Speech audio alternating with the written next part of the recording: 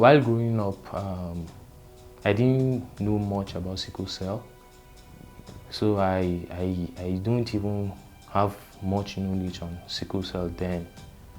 But now there are more awareness on sickle cell.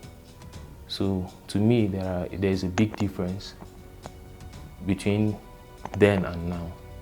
Back then, people were not aware of the danger of marriage between groups of sickle cells, AA and AS, SS and SS. But now, due to the awareness, things have really changed and people are getting it right now. Knowing your genotype is very important at the first date. You know, some people put emotions after everything. When you get to know each other and when you are deep into the relationship and you come to find out that that person is not your type, your genotype, as in the thing is really devastating and things go other ways like that. So it's very important to know your genotype at the first date to avoid stories that touch the heart. I've met one and my mom is a patient. So basically I grew up with one and the experience is not something to go about with. It's a very painful experience. Your AS and AS, I would advise you not to even marry yourself, because marrying you're risking your life and the happiness of your home. Because the experience I had with my mother is not the thing to joke with. Sickle cell is real and the pain is there. It's not only the patient that is feeling the pain. Even you that is taking care of the patient, you will still feel the pain, and is money consuming. It consumes a lot of money and time. The way people are seeing it, they think that there is a certain age that a sickle cell patient is not supposed to pass. But I'm a witness. My mother passed that age that people were talking about. Although there are so many crises and the way people are saying today she might die, tomorrow this and that. Based on the awareness is being made, and people are supposed not to give death sentence to people with sickle cell because they are not God. Everything changes with God, and the way people see it, and sickle cell is not a death sentence. Someone that don't even have sickle cell, they do die before that certain age that people give for sickle cell patients to die, and some do pass that age. Sickle cell is not a disease for the poor, because even if you're rich, a rich AS and a rich AS can marry and have a child with SS, because it's a game of chance. And a poor AS and a poor AS can marry and have a child that is not a carrier of sickle cell. So it's a game of chance. I think the society should encourage them. For religious people, they can pray with them. You understand? They can give them advice on how to take care of themselves, on how to take their medications serious and diets and whatsoever. Even in the Bible, there is a place that says that you need to follow due authority in your dealings. And these people they are experts in their field of study, and they say this and this are not supposed to be done. Although there are some instances that they say genotype do change.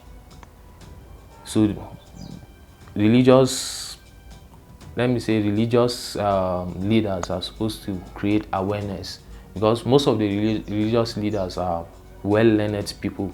They go to school first before even venturing into the practice. So they are supposed to be aware of the dangers that this genotype and this genotype are not supposed to marry for the sake of peace in the home. Basically, our mother gave birth to two of us. I and my sister were two. I am an AS, and my mother, she was a warrior. Although she suffers a lot of crises all the time, I was privileged to witness one, and I don't want to even witness such crisis again, because each time she falls into crisis, as if the world is going to fall on us, we do cry with her in her pains and everything. She was really a warrior. She fought to the end. My experience with my mom, I really don't want to experience such kind of thing in my life again. So in choosing a partner, I'll make sure I choose the right partner, the right genotype, in order not to experience what my mother experienced too. You know, basically we have individual difference, and there are some people that do endure pains while in crisis. Like my mom, she's really a warrior, she's a fighter. Most times she do endure the pains, although when we are at home she do shout, and there are level of pains that she feels. But when you get to the hospital, you know, when you see some will be shouting and some will be rolling on the ground, while others might not do same. So based on that, I think the hospital are supposed to create a guidance and counseling unit. When I talked about the difference and individual difference, let me bring an instance of people, women in labor. Some, they don't shout when they go to deliver, to give birth, while others do shout, although it's almost the same pain that most feel. Although everybody has his own body, the way we express our feelings and the way we express the pains we feel. Although most of the crises, there are some crises that will come with deep pains, and some crises are coming with lesser pains. So I think if a patient comes to you and tell you that this is what I'm feeling, it's the patient's body, so he knows where and what he's feeling. You're just there to guide and to give medication. But believe the patient. When the patient tell you that this social place is disturbing me, it's not something that you see. The pain is in them. So you're supposed to pay attention to what they are saying and how they feel.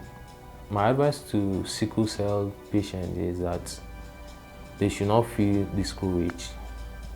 They should keep on praying to God. I will tell them to keep hope alive, and they should not feel sorry for themselves. And this age limit that people are saying, my mother passed through that age limit they're saying, and we saw her grow, and she's a strong woman. So I think they should be strong, they should be courageous, and they should be prayerful. My advice to people is that they should stop discriminating against people with sickle cell, because they are also people. They are also created by God. So they should treat them as normal people, because what a normal person can do, a sickle cell patient can also do, and even do better.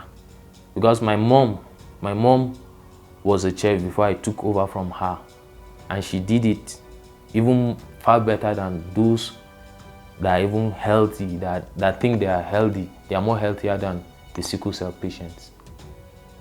So they should treat them as normal human beings. My name is Dasuwar Manchin. I'm a chef. I cook for a living.